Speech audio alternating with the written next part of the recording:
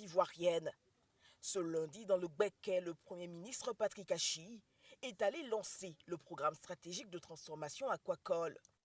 Car malgré ses plans d'eau à perte de vue et la forte pluviométrie, le pays reste dépendant des importations de poissons. Les productions nationales halieutiques dans le cumul pêche et aquaculture ne couvrent que 14% des besoins de la population. Avec le lancement officiel du programme stratégique de transformation de l'aquaculture en Côte d'Ivoire, PESTACI, nous posons un acte absolument fondamental de la vision 2030 du président de la République, son Excellence M. Alassane Ouattara, pour une Côte d'Ivoire plus prospère et solidaire.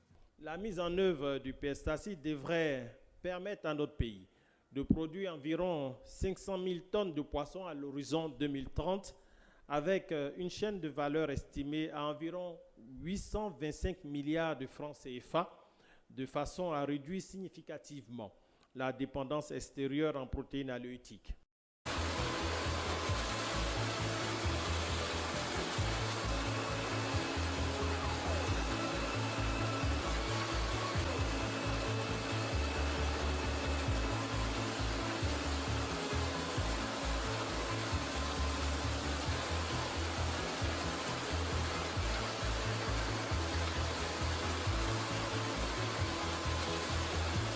La transformation veut dire valeur ajoutée.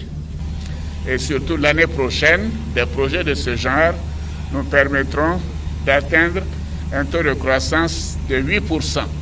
Ce qui veut dire que c'est un projet essentiel, non seulement pour la croissance économique, pour les exportations, pour les investissements, pour l'emploi, évidemment, pour l'industrialisation de la Côte d'Ivoire. Nous devons avoir encore plus de projets de ce genre pour qu'en 2025, nous puissions transformer 100% de notre cacao en Côte d'Ivoire.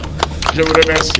Atlantic Cocoa Corporation, c'est le nom de cette usine ultramoderne qui sera bâtie sur une superficie de 9 hectares pour un coût de 73 milliards de francs CFA. Elle aura une capacité de transformation de 64 000 tonnes par an, extensible à 100 000 tonnes. Cette usine, dans la région de San Pedro, est motivée par 4 raisons, comme l'a expliqué le président directeur général d'Atlantic Group.